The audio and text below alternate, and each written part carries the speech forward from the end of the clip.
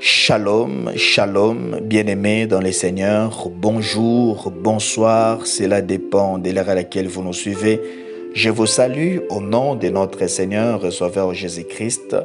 Nous sommes bel et bien dans notre émission Shalom chez vous.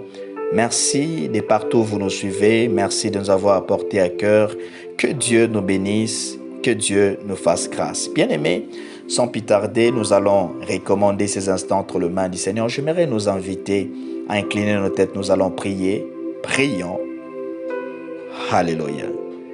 Éternel Dieu Tout-Puissant, le Maître des temps et des circonstances, le Dieu digne d'être loué, d'être célébré, d'être adoré. Ce matin, nous voici une fois de plus dans ta présence. Nous voulons t'écouter. Seigneur, parle-nous. Tu as dit dans ta parole, vous connaîtrez la vérité vous affranchira. Seigneur, affranchis nos vies ce matin au travers de ta parole. Parle-nous. Au nom puissant de Jésus-Christ, nous avons ainsi prié et nous disons merci Seigneur Jésus-Christ. Amen. Amen, amen. Que Dieu soit loué, que Dieu soit glorifié. Nous sommes en train de parler autour du thème métanoïa. Le lundi et le mercredi, nous avons eu le temps d'en parler. Et aujourd'hui, une fois de plus, par la grâce de Dieu, nous allons rajouter une pierre de plus. Notre texte de base se localise dans les livres de Matthieu, chapitre 3, du verset 7 au verset 8. Matthieu, chapitre 3, du verset 7 au verset 8, la Bible déclare: mais voyant venir à son baptême beaucoup de pharisiens et des sadducéens, il leur dit: race de vipères, qui vous a appris à fuir la colère à venir? Produisez donc du fruit digne de la repentance. Parole du Seigneur, que Dieu soit loué, que Dieu soit glorifié. Métanoïa. Bien-aimés, nous avons eu le temps de définir le mot métanoïa. Nous avons dit métanoïa, c'est un terme en grec qui veut dire repentance. Lorsqu'on parle de métanoïa, qui est la repentance, cela veut dire changement de mentalité ou changement d'intention. En d'autres termes, je pourrais dire c'est le changement des comportements ou changement de vie tout carrément. Amen. Et notre définition de la repentance, qui est métanoïa, nous avons dit que c'est la tristesse qu'on éprouve de ses péchés et la douleur d'avoir offensé Dieu. Notre définition, nous avons dit, c'est la reconnaissance, la confession et le renoncement au péché. Bien-aimés, le mot-clé de la repentance, c'est le changement. On ne peut pas parler de la repentance sans pour autant qu'il puisse avoir un changement. C'est bien de reconnaître ses transgressions, c'est bien de confesser ses péchés, mais s'il n'y a pas réellement changement, si cela ne nous conduit pas au changement, on ne peut pas parler de la repentance.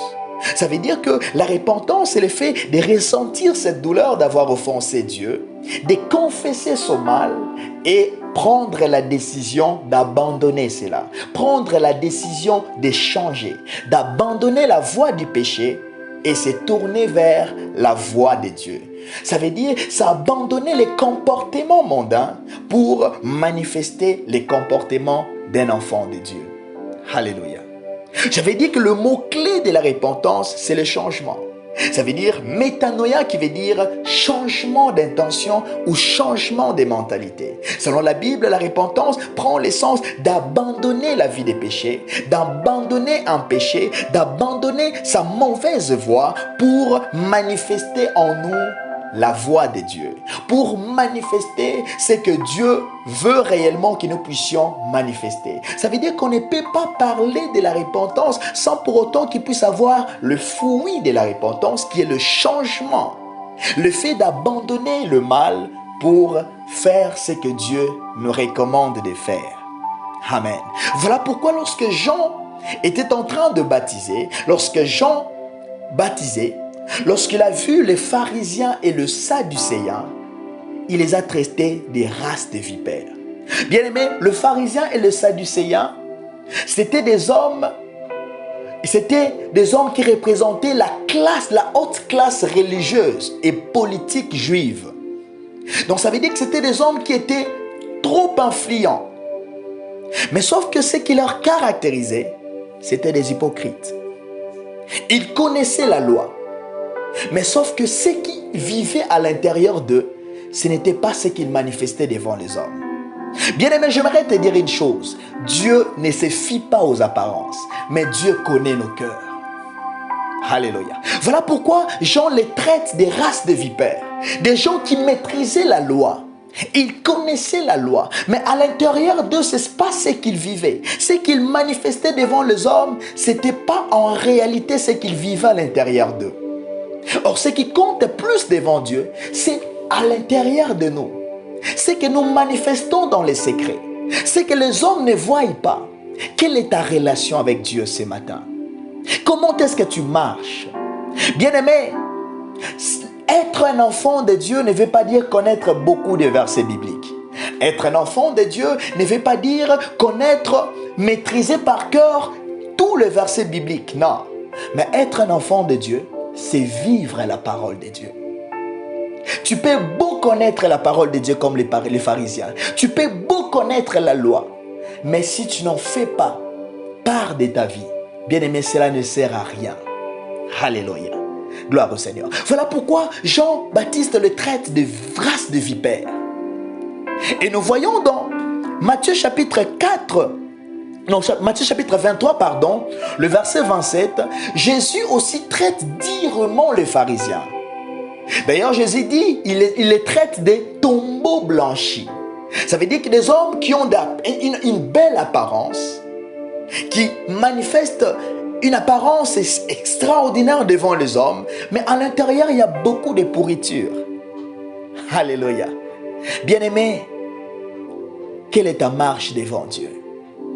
Comment est-ce que tu marches? Jean-Baptiste, lorsqu'il a vu les pharisiens, les Sadducéens venir, il les a appelés race de vipères. Et aujourd'hui, dans l'église, nous avons aussi beaucoup de ce type de personnes.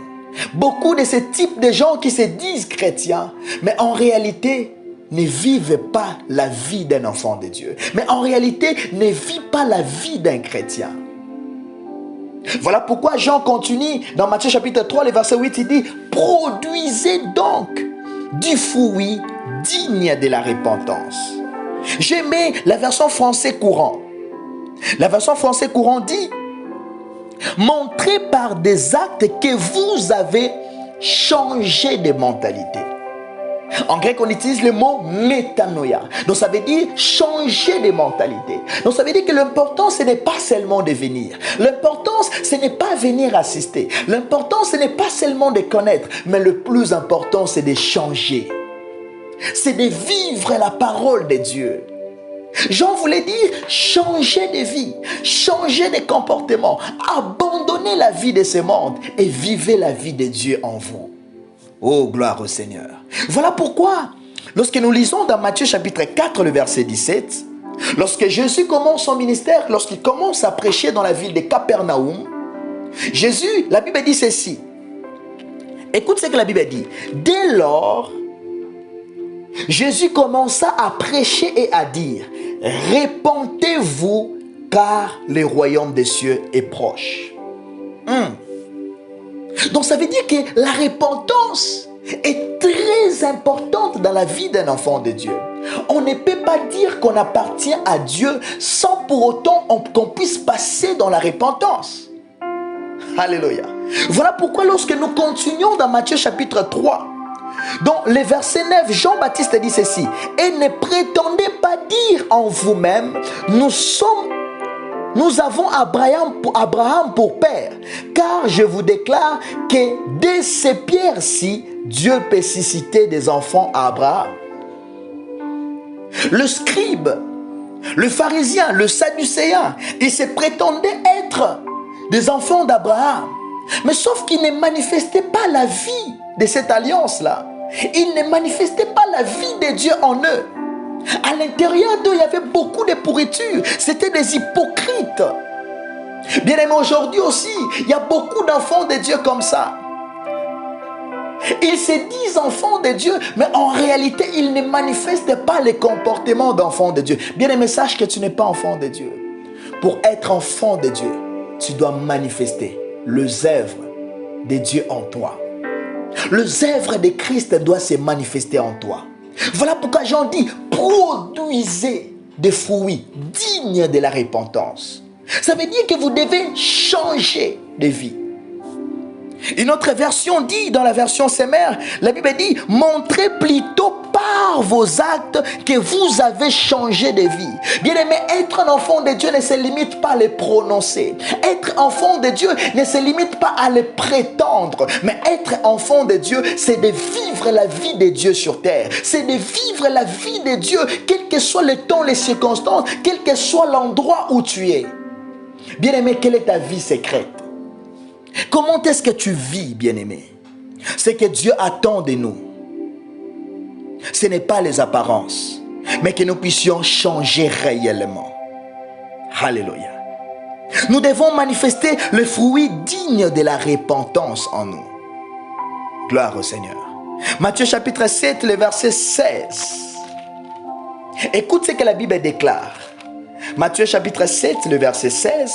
La Bible dit ceci. Vous les reconnaîtrez à leurs fruits. Qu'est-on des raisins sur des épines ou des figues sur des charbons? Alléluia. Bien-aimé, si tu es enfant de Dieu, tu dois manifester le fruit d'un enfant de Dieu. Le fruit de l'esprit doit se manifester en toi. On doit voir l'amour en toi. On doit voir la joie en toi. On doit voir la paix, la patience, la douceur, la bonté, la bienveillance, la foi, la maîtrise de soi. Ces choses doivent se manifester en toi. Tu dois vivre selon la parole de Dieu. Bien-aimé, le plus important, ce n'est pas de maîtriser la parole de Dieu, mais le plus important, c'est de vivre la parole de Dieu. Tu peux beau maîtriser la parole de Dieu. Tu peux beau maîtriser les versets bibliques. Oui, c'est bien. Mais dans la pratique, où en est-il? Où en es-tu, bien-aimé? Comment est-ce que tu vis, bien-aimé? Sache que Dieu ne se fie pas aux apparences. Alléluia. Bien-aimé, on ne peut pas venir à Dieu sans la repentance. Ce que Dieu attend de nous, c'est que nous puissions réellement nous repentir.